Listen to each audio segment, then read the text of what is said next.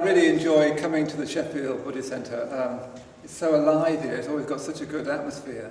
And as I said earlier on, I do think of Sheffield as a city of poetry, mainly because of the poetry business, which I feel personally grateful to. But also I'm always struck by that Andrew Motion poem on the side of, is it the university as you come in? And that wonderful fountain. It's just great, isn't it? Somehow it's a city of poetry.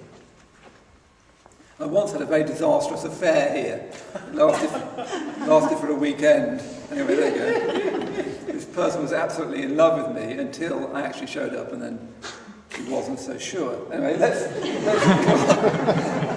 you don't need to know that, but that painful memory has been eclipsed by more pleasant ones recently. So I'm going to read a few of the poems, and I'll try and keep an eye on the time so that I don't bore you. I always have a pencil with me in case I need to write a little note. Okay. So, as I say, the collection is actually dedicated to Mimi Calvati, my mentor, because she's helped me so much with them. And I've got this dedicatory poem, and I thought I'd start with that. It's called This. There's no law against my listening to this thrush behind the barn. The song so loud it echoes like a bell, then it's further off beyond the lawn. Whatever else there is, there's this as well. There's no law against his singing, nesting, I suppose, up in the silver birch, even though we build a common hell, have done, and will make it worse.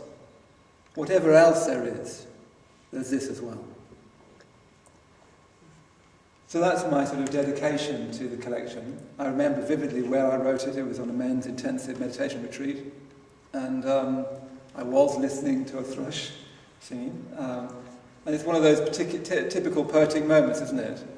Listening to a thrush, nightingales, you know, all that sort of stuff. But why not? Who's to say we can't write about that anymore? That's why I want to say there's no law against my listening to this thrush behind the barn. It's not as if, oh, we mustn't write about that now. Surely that's still important. Yeah? It's also a sort of poem against miserabilism. You can reread it with that in mind.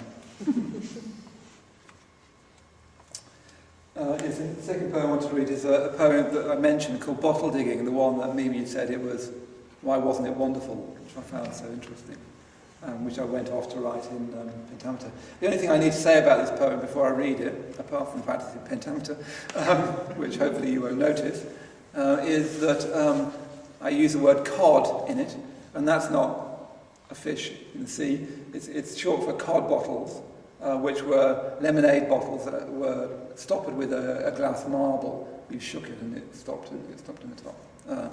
And I used to collect them. I think it's the only poem I know of about bottle digging. When we say bottle digging, it was digging in Victorian dumps to try and find old bottles. Bottle digging. I wasn't as good at digging as my dad. He could dig a hole, say, 6 feet deep, spading out one side, then turning round and spading out the other. He'd use a fork to ferret in the sides, then loosen up the ground under his boots, careful not to break whatever might be buried, the cod if he was lucky, with a marble stoppered in the top, but more likely a Derby beer or a broken toothpaste lid. He'd rub them with his glove, read the letters embossed on the side, then chuck them up the top, ready to bring home in a cardboard box, and once he dug so deep, the other diggers had to pull him up so he could eat his lunch.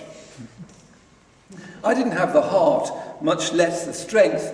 I'd root around, not hoping to find much HP sauce and broken china. Then one day, out at Snitterfield or Warwick, in rough ground, well dug over, with potholes in between the tall and dusty nettles. It was summer and every spadeful reeked of rusty tin.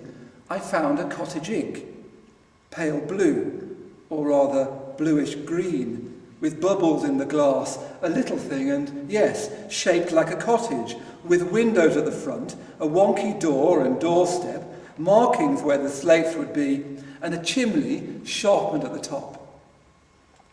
I gave the house a little shake to empty out the soil, then went to show my dad, who was digging near the road, a pint of milk ready, propped up in the shade. A man came over to look at what I'd found and offered me a cod and 2 brown beers in fair exchange. Dad was saying nothing. I walked over with the man to where the van was parked. I thought I'd done a deal, although it hurt like stones to hand the cottage over. He called me Ian and slapped my shoulder hard. Dad had put the tools inside the boot when I got back. We drove in silence home. And after that, he made it known to anyone who'd listen that I had been duped by a collector that would even stoop to cheat a kid. And I'm still ashamed of what I did.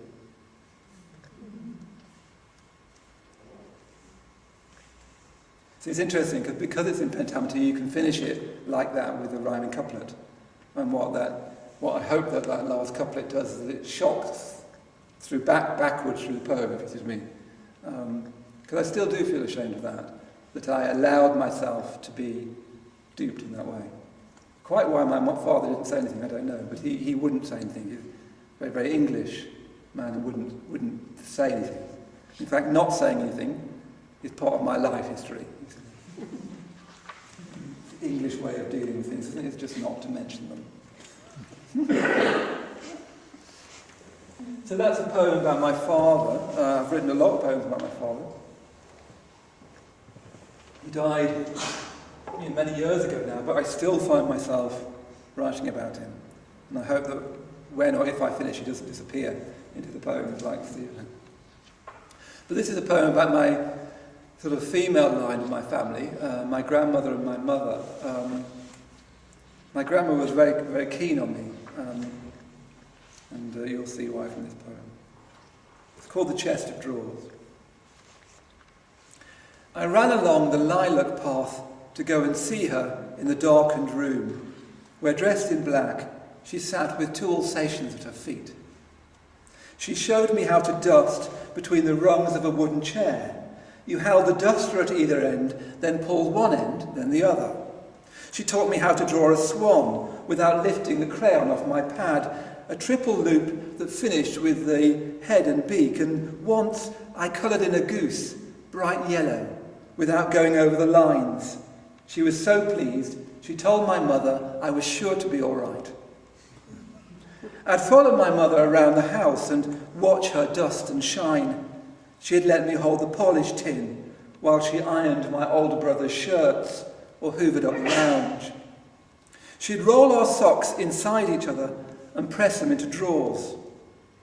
I'd watch her make the beds. She'd tuck the sheets and blankets in so tight you had to wriggle when you got in to make a proper space. I'd ask her what to dream about. She'd say, the dog, or sailing out to sea. Anything to keep away the nightmares I would have about a man locked inside an iron mask. Sorry, I've got that wrong. About a man locked inside an iron mask. I had these dreams. Again, I had ongoing nightmares as a child about a man locked inside an iron mask. And I'd ask my mother every night what to dream about. She used to get rather tired of it and would suggest the dog. I'm sure I did dream about a dog. So those are some of the ones from these autobiographical poems.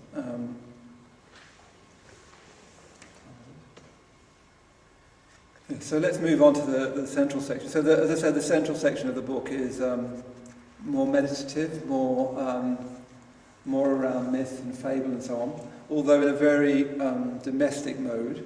It's important to remember that poetry is not about writing poetic things. Poetry is always about trying to go a little bit beyond yourself. You can do that writing in sort of ornate language or in very plain language. I seem to favour very plain language. So this is a poem I wrote on retreat, as most of them are, but this is probably one of the most directly meditative poems. It's called Still Life with Geranium. I don't know why I called it that, apart from I was looking at a geranium when I first started writing it. Still Life with Geranium. Nothing intervenes except this mild October sun stepping down on young geranium leaves and apples on a plate, each crescent light a picture of the moon. The armchair takes my weight, then takes away my thought. The quiet inside myself is of a room inside a room. That's what it is. It's a tiny little sonnet, actually. You wouldn't necessarily know. Perhaps I'll read it again, because sometimes these shorter ones are worth reading again, because it goes so quickly. Nothing intervenes except this mild October sun stepping down on young geranium leaves and apples on a plate, each crescent light a picture of the moon. The armchair takes my weight, then takes away my thought. The quiet inside myself is of a room inside a room.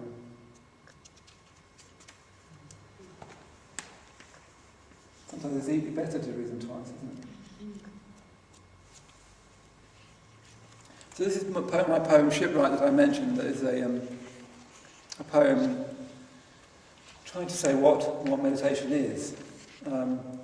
Almost no one that's read it has realised that, and it doesn't really matter, but that's what I was trying to do.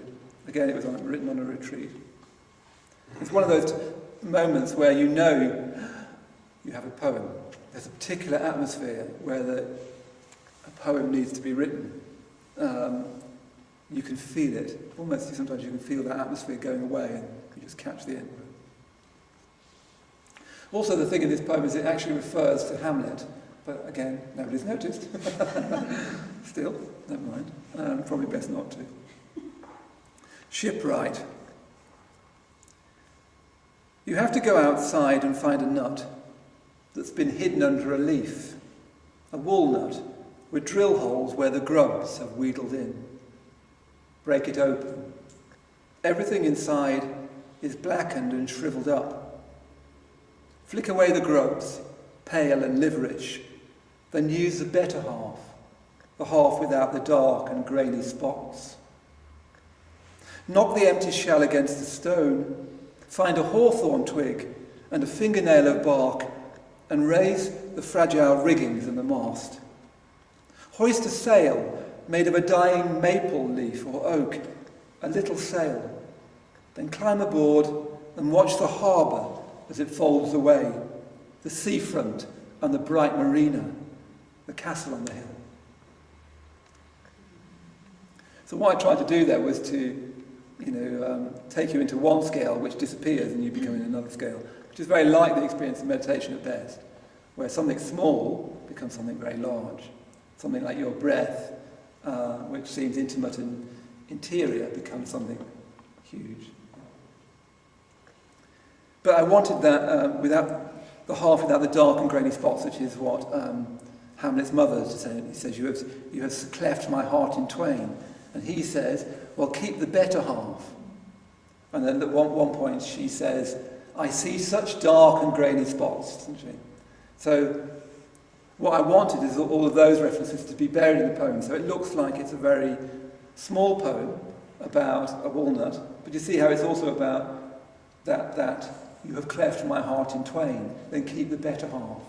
And her saying, actually I always thought it's wonderful, I see such dark and grainy spots. And I think one of the things that spiritual practice should do is that we see such dark and grainy spots. We see other things as well, but we see such dark and grainy spots. So a lullaby now. I like lullabies. In fact, I've written quite a few lullabies. Only one of them has made it into this so far. I like that experience of the light going, and I think the poetry, the poetry comes from nursery rhymes, really. When you think, it's amazing, isn't it, with children how much they love rhyme and how much the nursery rhyme is where poetry comes from. People can think of it as this thing that comes from Shakespeare and Dante and Keats and all, but in our experience it probably comes out of nursery rhymes. There's something lovely about nursery rhyme. I'm trying to write one at the moment that's sort of frightening nursery rhyme, but I don't know whether I'll ever manage it. So this is called Lullaby, and I wrote this on a writing workshop that I was on. I'd won this mentoring, and at the end of this mentoring you had a sort of week all together with me and with other writers, and we did a reading. And it was the first time I'd read my poems, I think, out loud, or at least a body of them. And I was struck by the danger of it. And I literally, that night, started writing this poem. It's called Lullaby. Your eyes are tired now, they're tired. Put him away and go to sleep. The plaster lion in the garden, lichen clinging to his mane, with furious eyes and curving teeth. Let his cold ambition quieten. Your eyes are tired now, they're tired. Put them away and go to sleep. The playhouse and the plastic dishes, shuttered window, open door. Put your love away, its wishes, the man and all you loved him for. Your eyes are tired now, they're tired. Put everything away and sleep. The lion's claws, the Wendy house, applause from those around you. Weep for what you meant to do and will. Close your eyes and sleep.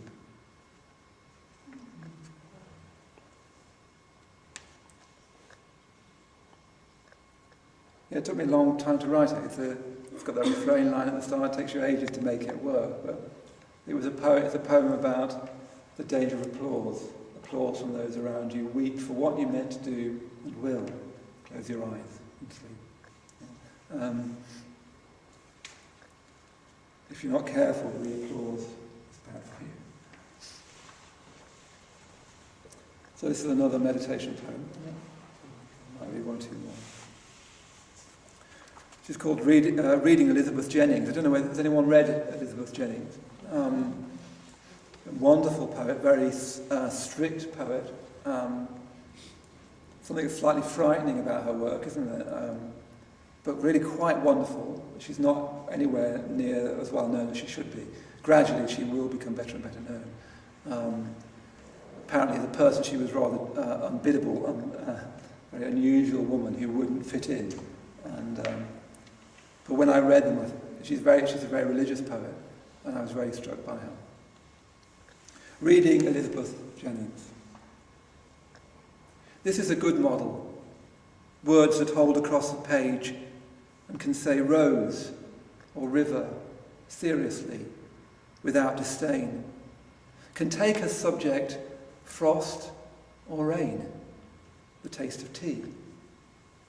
My thoughts, she helps me say it now, break in and spoil it all, the body that might fall around itself, the breath finding an old zinc bucket to rock itself in, and the lotus opening. That was my attempt to write a religious poem in a way, but more like hers. So before I darken the mood a bit more, I'll read a slightly funny one. I wasn't going to read this, but it's nice to have a funny one. And apparently, somebody read this and realised it was actually a reading test they used to do in junior schools. And she was saying, she was a teacher, and she was saying, everyone should read this poem. Don't suppose you will, but anyway, I'm just saying that. It's called very simply Potato. And it's a sort of little monologue-y thing in my own voice as a child. Potato. The teacher was talking at the front. She said, keep going, and very good. And now and then a girl would pass wearing a smile of triumph. My jumper was another hand-me-down. Another Johnson boy, the headmaster said, when I had to say my name, the name my mother told me couldn't shorten, written above the peg. Now it was my turn. The boy in front had read about a dog and got it right, so I was ushered forward. My ears were hot. "Read from here," she said. I started well enough. They were easy words, but soon I saw a big one coming up and hoped to say to stop before I got there. Each little word got harder as the big word came along. I tripped. The word got stuck. I couldn't spit it out. "Go on," she said. The room smelt of biro ink and satchels. I could see my mother's arms. They were freckled, but the freckles kept getting in the way. "What does it begin with?" She pointed at the word. Her voice was coming from the snowy picture pinned up on the wall.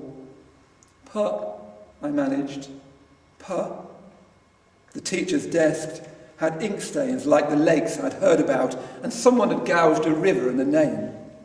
"You'll stand in front of class until you say it," said the snow with its 7 pointed stars. The room was bright and far away. Beyond the frosted window, a black dog chased its tail. That was my nightmare of reading. I remember because the word was potato. And I remember seeing this word coming along, and she just wouldn't believe me that I didn't know it.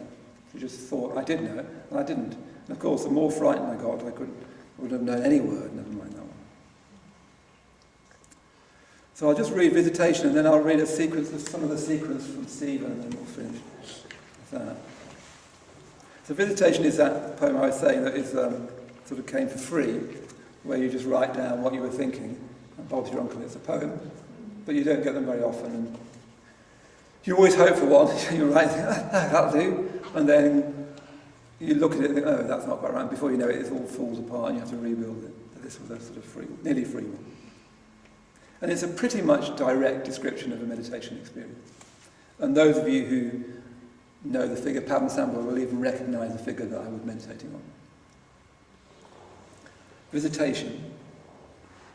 Strange that you should come like that, without any form at all, carrying no symbolic implements, without smile or frown or any commotion, as if you'd been there all the time, like a pair of gloves left in a pocket. As if I'd been looking that way, into the wide blue yonder, and you were beside me, enduring my hard luck stories with infinite patience. Not even waiting. The tree outside my window doesn't wait, nor the ocean wedge with its new, precise horizon.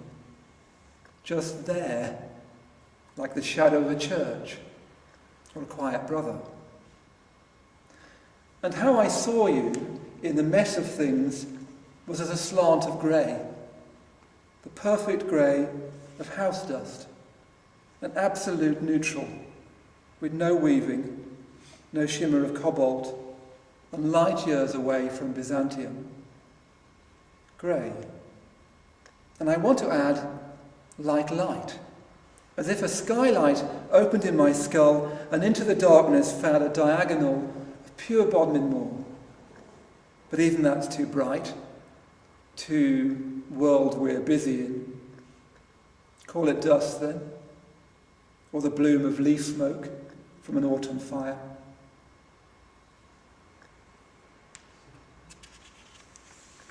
So I'll finish, what I'll do I think is I'll just read some of these poems back to back from the sequence of Stephen, just so it doesn't go on too long. So I've said a little bit about this in Martin's wonderful interview.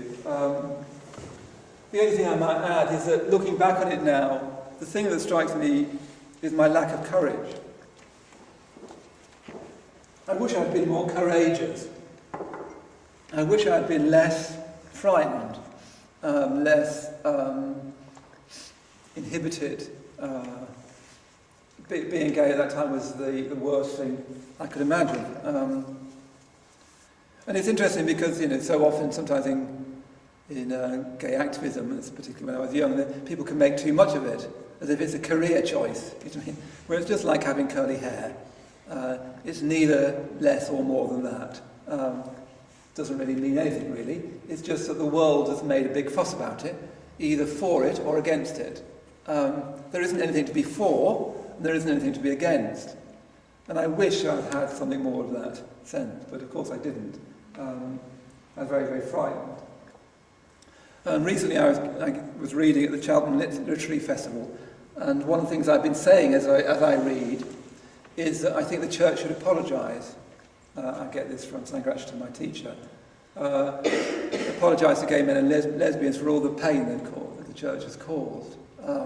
It's not really the church's fault, but the church has made things worse. And it's always worth remembering that many men and women are still suffering for no reason. It is really like having freckles. And the utterly unnecessary suffering caused by that is very, very serious. And I don't think we've taken it quite seriously enough. It really is a completely unnecessary pain, and people are still suffering it. And not to remember just the men and women themselves, but history must be strewn with those marriages where the wife can't understand why the husband never seems to be interested in them, or the husband the wife. The spreading out of pain for no reason. Really it's time that we all grew up about it, both in terms of realising there's nothing to be for and nothing to be against. Being gay needs to disappear because it's of no issue to me. But it was everything of an issue for me, and sort of still is in a certain sort of way, in the sense it's sort of background of my insecurity probably comes from that part. And so this sequence of poems is also an attempt to understand my own fear, my own self-dislike and so on, and therefore my dislike of him. We were never friends. So what I'll do is I'll just read a few, and then I'll finish and that'll be the end. Okay? Because there's so much of the sequence, I may as well just pause and then read the next one. Just to say, they are terribly sad. They're the saddest poems I've ever written. I quite like sadness in a way, but these are terribly sad. The first poem, called The Two Boys, is like a little overture of the whole sequence. There's 21. There needs to be 21 because that's the age you grew up. That's when you've got the key of the door. It couldn't be 22, it couldn't be 18, it couldn't be 19, it had to be 21 for some reason. Okay, so just relax. It really is just like a story told in little bits. Don't need to worry about poetry. Just a little story, like a bedtime story. Two boys. Two boys once walked across an iron bridge, one taller than the other. They didn't speak or catch each other's eye. The brook they crossed was finger deep and running over pebbles. It sounded like someone filling in a form, writing all the answers in a pencil. Cattle might have watched them as they hugged the field's perimeter, the barbed wire fence and sycamores. This was before the age of shaving, before the age of sex. No one knew they knew each other, saw each other, walked to Fletcher's hole beside the brook. It didn't matter now. That was long ago. Trippers and Westmacots, the post office, the Golden Cross, the walk up Crockett's Lane.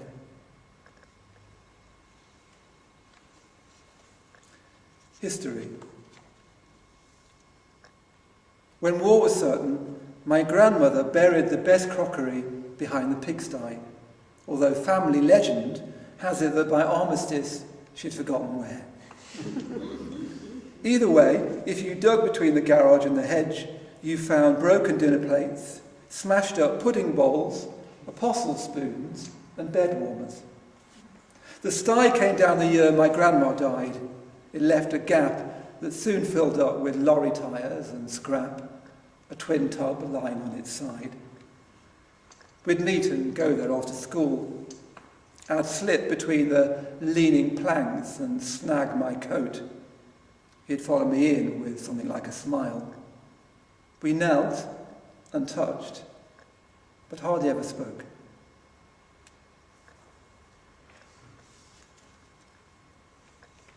The cutting. The cutting at the end of Crockett's Lane had a meadow on either side, a brow fringed with blackthorn, and a few sheep grazing in sodden fields below. It carried steam trains up to Lapworth before the beaching axe cut the branch lines down. Now it was a brambled V overrun with elderflowers and buddleia.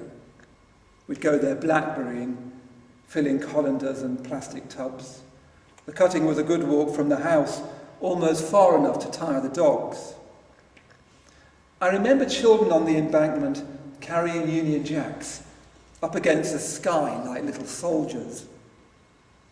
They came from all the local schools because we'd heard the Queen would visit Henley in the royal train. But that can't be right. That line came up before I was even born, and only Dad remembered steam trains huffing up and down it. I took Stephen there one summer. We kicked up dandelions and it was hot. We got those sticky burrs stuck to our shorts and socks. We were looking for somewhere we'd be safe and out of sight, a cleft beside a pond, and as we walked, 2 pigeons clattered out. We waded nettles that reached up to our chest. I managed to lift his shirt and touch his side, but he was scared and so was I, and anyway, the train didn't stop. We just stood there on the platform while she thundered past.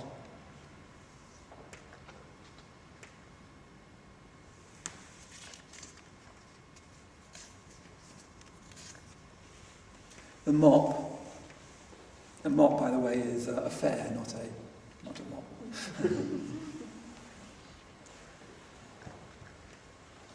The mop. The mop came once a year and blocked the high street.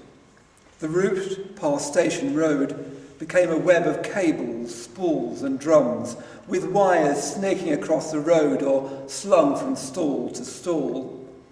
Gypsies in high-sided lorries with mongrels on their laps and boys with sullen eyes spent most of the day erecting the ghost train or the coconut shy.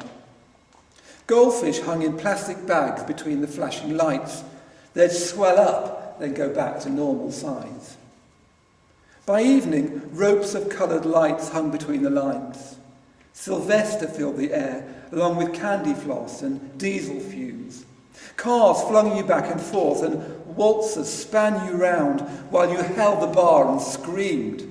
A man would walk the rising, falling floor like he was striding across the sea, although he nearly always chose the girls.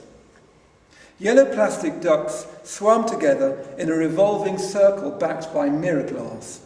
Each one had a wire hoop under its bill, and if you managed to hook one out, a gypsy would read the number felt-tipped on the base and pass across a pair of Spanish dancers or a plaster of Paris fish, flat and white and chalky from behind. I never played the one-armed bandits, but I liked the fruit, spinning lemons, strawberries and pears, the handle pull, the regurgitated money. Stephen was standing with a group of friends just inside the tent. I kept my eyes averted, although something must have ached. He turned away but didn't join the taunts. That must have been the year I said I'd take my Nana to the mop, but when Penny came, or Pauline, I forgot and she sat all evening waiting in the house. I think I see him standing by the Dodgham steps, hands inside his pockets, his face flashing amber, red and green. Girls were getting off, feeling wobbly and having to sit down, while a man would run across and help when too many cars collided. The mop had gone by morning. The streets were quiet again and dull, that even swept and cleared away the litter. It was around the start of autumn. The air had that sudden softness. Leaves were turning. He'd been waiting to do something with his life when someone screamed as a woman we both knew turned right and knocked him off his bike.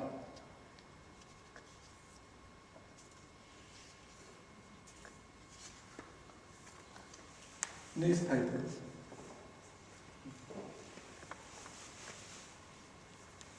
No, it's too long. The usual things. I should say time didn't hurt you or turn you grey, make you stoop or gasp when you stood up, grow beer-bellied, fat and idle by the television, your youth worn out in marriage or in consequence. I should say that you were saved from the usual shocks, the simple disappointments, the standard cost of error which anyway would take away your life. Hansel never grew up, the Crumb Road lost.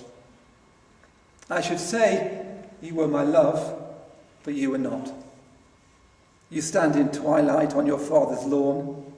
No blackbird sings in a small-minded English town. And when I try to touch you, you push me off. And then finally, retrospect. Retrospect. In my story, you walked to school that day. Left the moped in the garage with your gauntlets on the seat. Caught up with me, suggested we should meet back at your house. Your brother's still at work. I tell myself we carry on from there, off and on until I move away. Now you're 25 and have learned the art of smiling. We talk about the time you waited in the bath next to your parents' kitchen after school. But the story won't make sense. The facts you left too small to be given consequence. I can't put explanations in your mouth. You just stand there in the kitchen doorway, pencil slim and pale, and carrying a helmet.